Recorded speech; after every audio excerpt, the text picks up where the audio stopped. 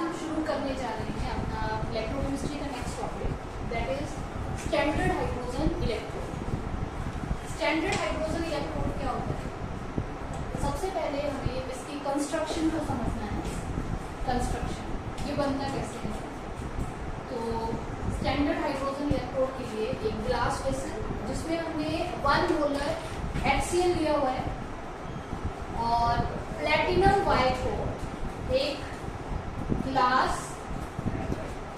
Tube में fit किया हुआ है और ठीक उसके नीचे एक प्लेटिनम फॉइल यहाँ पे अटैच की हुई है जो कि HCl 1 मोलर में डिप है और हाइड्रोजन गैस एट 1 एटमॉस्फेयर इस ट्यूब में इंट्रोड्यूस करवाई जाए।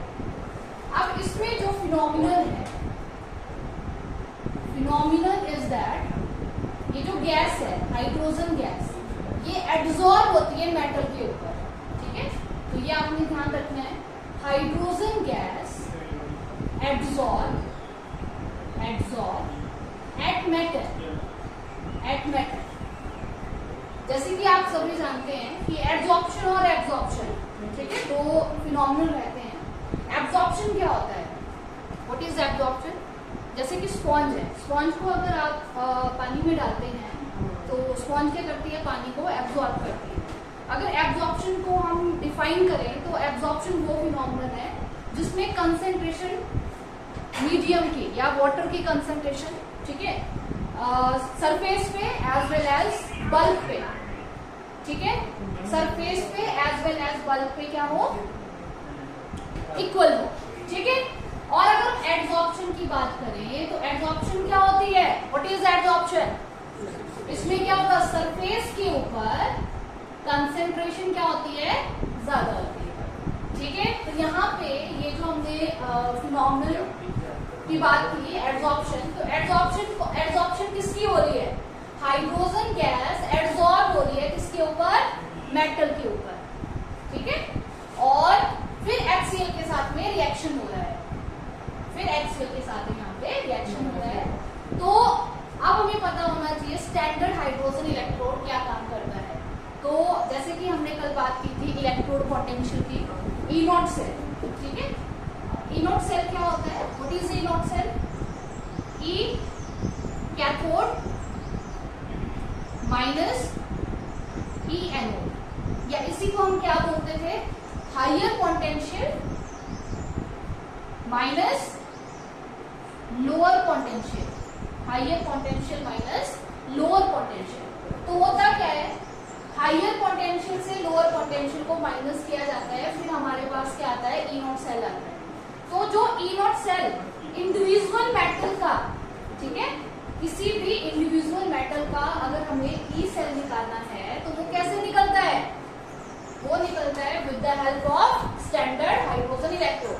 तो इसके 3 फंक्शन क्या है, मतलब 3 इंपॉर्टेंस क्या है इसकी? जैसे कि ये जो स्टैंडर्ड हाइड्रोजन इलेक्ट्रोड है इसका जो इलेक्ट्रोड पोटेंशियल है, ठीक है, ई नॉट सेल ये होता है 0। स्टैंडर्ड हाइड्रोजन का इलेक्ट्रोड पोटेंशियल क्या होता है? 0, ठीक है। और दूसरा, ये एक ऐसा इलेक्ट्रोड होता है जो रिवर्सिबल होता है। हाइड्रोजन, स्टैंडर्ड हाइड्रोजन इलेक्ट्रोड जो है वो किस तरह का होता है? रिवर्सिबल। अब रिवर्सिबल का मतलब क्या होता है? Reversible means it act as a anode as well as cathode. ये एनोड की तरह एज वेल एज कैथोड की तरह वर्क कर सकता है। तीसरा, इसको हम यूज करते हैं एज अ रेफरेंस इलेक्ट्रोड, इसको हम यूज करते हैं as a reference electrode. Reference electrode का मतलब क्या हुआ कि इस इलेक्ट्रोड की हेल्प से हम क्या कर सकते हैं? मेटल के इलेक्ट्रोड पोटेंशियल को फाइंड आउट कर सकते हैं, ठीक है। तो ये आपके ध्यान रखने, ये इसमें इंपॉर्टेंट पॉइंट है कि ई नॉट सेल्स का क्या होता है? 0 होता है, रिवर्सिबल नेचर होता है, as a anode and cathode ये वर्क कर सकता है और एज अ रेफरेंस इलेक्ट्रोड इसको यूज करते हैं। अब बात आती है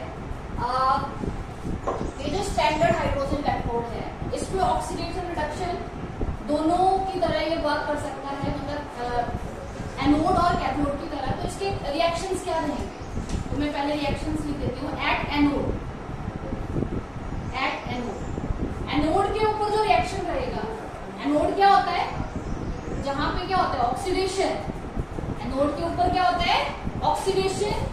तो ऑक्सीडेशन मीन्स, बताओ भाई ऑक्सीडेशन का मतलब क्या है, लॉस ऑफ इलेक्ट्रॉन। तो ये रहेगा आपका ऑक्सीडेशन और कैथोड के ऊपर, एट कैथोड रिडक्शन, कैथोड के ऊपर रिडक्शन। तो गेन ऑफ इलेक्ट्रॉन, तो ये इलेक्ट्रॉन लेके बनाता है H2,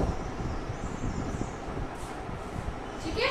तो ये है आपका standard hydrogen electrode. Standard hydrogen electrode की हेल्प से हम क्या निकाल सकते हैं, किसी भी मेटल का इलेक्ट्रोड पोटेंशियल इंडिविजुअली पता कर सकते हैं। अब अगर हम नेक्स्ट बात करें तो नेक्स्ट है हमारा इलेक्ट्रोकेमिकल सीरीज। अब इलेक्ट्रोकेमिकल सीरीज क्या होता है, ये अरेंजमेंट होता है एलिमेंट्स का in order of their electrode potential, ठीक है। ये मैंने अरेंज की हुई है मेटल्स, जैसे कि लिथियम, पोटेशियम, बेरियम, स्ट्रोंशियम, ठीक है। बीच में आपके पास आपको हाइड्रोजन दिख रहा है। अभी हमने बात की हाइड्रोजन का जो इलेक्ट्रोड पोटेंशियल है, ई नॉट सेल है, वो क्या होता है, जीरो होता है। हाइड्रोजन का इलेक्ट्रोड पोटेंशियल क्या होता है, जीरो, ठीक है।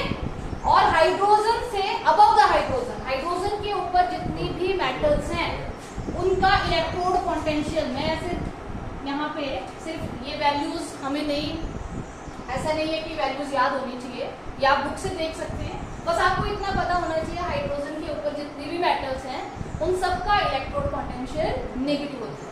और बिलो द हाइड्रोजन जितने भी आपको ये एलिमेंट्स दिख रहे हैं, ठीक है, इनका जो इलेक्ट्रोड पोटेंशियल है वो क्या होता है, पॉजिटिव, ठीक है। या हम दूसरे शब्दों में बोले तो डाउन द सीरीज क्या हो रहा है, ऑक्सीडाइजिंग पावर इंक्रीज हो रही है, ठीक है, या रिड्यूसिंग पावर, ठीक है। ऑक्सीडाइजिंग पावर इंक्रीज हुई तो रिड्यूसिंग पावर क्या होगी, कम होगी, ठीक है। या ऐसे भी बोल सकते हैं कि रिड्यूसिंग पावर जो है वो सबसे ज्यादा किसकी है, लिथियम की, और सबसे कम किसकी है, फ्लोरीन की। या रिड्यूसिंग पावर या ऑक्सीडाइजिंग पावर सबसे ज्यादा किसकी है, फ्लोरीन की, और सबसे कम किसकी है, लिथियम की, ठीक है। और तीन चीजें इसमें आपको याद रखनी है इलेक्ट्रोकेमिकल सीरीज में। टॉप टू बॉटम जो रिड्यूसिंग पावर है वो क्या होती है, डिक्रीज होती है। Top to bottom reducing power क्या हो रही है, डिक्रीज हो रही है। और हाइड्रोजन की क्या है, हाइड्रोजन का इलेक्ट्रोड पोटेंशियल क्या है, जीरो है, ठीक है। और रिएक्टिविटी डाउन द सीरीज, ठीक है, टॉप टू बॉटम जो रिएक्टिविटी है एलिमेंट्स की वो भी क्या हो रही है, कम हो रही है। तो ये दो चीजें आपने ध्यान रखनी है, इंपॉर्टेंट है। अब बात आती है इसमें metal displacement reaction. Metal displacement reaction, अब मेटल डिस्प्लेसमेंट रिएक्शन क्या होता है, अगर हम जिंक और कॉपर सल्फेट के बीच में रिएक्शन करवाएं, अब आप देखेंगे जिंक की पोजीशन कहाँ पे है, हाइड्रोजन से ऊपर, अबव द हाइड्रोजन, ठीक है। और कॉपर सल्फेट, कॉपर कहाँ पे है, कॉपर देख लो, वेयर इज कॉपर, हाइड्रोजन से नीचे, ठीक है। और हमने अभी क्या बोला था, down the top to bottom या डाउन द सीरीज जो रिएक्टिविटी है वो क्या हो रही है, कम हो रही है। तो अब बताइए कॉपर और जिंक में ज्यादा रिएक्टिव कौन है, रिएक्टिविटी डाउन द सीरीज कम हो रही है ना, तो जिंक यहाँ पे, ये है जिंक और ये है कॉपर, ठीक है। तो जिंक और कॉपर में ज्यादा रिएक्टिव कौन है, जिंक है ज्यादा रिएक्टिव। एक्चुअली ये सीरीज ना ऐसे ही बनती है नीचे को, और हमारे पास इतना स्पेस नहीं है इसलिए मैंने इसके साथ में आगे लिख दिया है, ठीक है। तो zinc is more reactive than copper. तो क्या होता है, जिंक क्या कर सकता है, कॉपर को रिप्लेस कर सकता है and the reaction become ZnSO4 plus copper, ठीक है। तो ये इसका एक एप्लीकेशन आता है कि जो आपकी इलेक्ट्रोकेमिकल सीरीज है उसमें मेटल डिस्प्लेस कर सकता है दूसरी मेटल, ठीक है, मेटल डिस्प्लेसमेंट रिएक्शन। तो ये था हमारा। अब बात आती है ये जो इलेक्ट्रोकेमिकल सीरीज है इसको याद रखने की ट्रिक, ठीक है। तो ये एलिमेंट्स हैं लिथियम और लास्ट में एलिमेंट है फ्लोरीन, ठीक है, और बीच में हाइड्रोजन, ये 3 आपको याद रखने हैं। बाकी इसको लर्न करने की ट्रिक मैं आपको बताती हूँ। लेकर 12 सरदार का नाम मांगे अली महान, जानकर फेंके सीडी कोई नीचे, सुनो प्यार है, क्यों आई आज हांगकांग में ब्रिटनी पटाई और किलो भर गोल्ड, गोल्ड यही होता है ना, AU इज गोल्ड, फ्री लाया, फ्री में लाया। तो एक शॉर्ट ट्रिक है, इसकी हेल्प से आप इलेक्ट्रोकेमिकल सीरीज को लर्न कर सकते हैं।